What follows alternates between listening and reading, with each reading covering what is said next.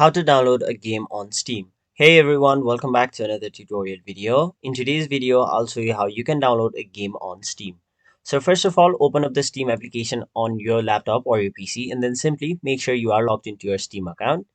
Now once you're logged in, all you have to do is simply search for the game you'd like to download. So for now, I'll simply go by categories and then choose free to play as I currently don't have any money on my Steam wallet. Now, once you've chosen the game you'd like to download, so for now, I'll simply choose Counter-Strike Global Offensive. And then once you've done that, simply scroll down and then tap on the option Add to Library.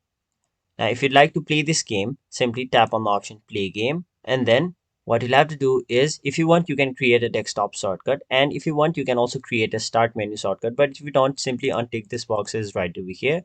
Now, once you've done that, also select the location for this file to install or this game to install. So once you've done that, tap on the option next and then simply wait for this to complete. So simply be patient and wait for this to complete. And once this has been completed, you will be able to play this game for free. So that is basically how you download any game on Steam. That was it for this video. Hope this video was helpful to you guys. And if it was, make sure you like this video and subscribe to our channel so that you don't miss out on further videos such as these.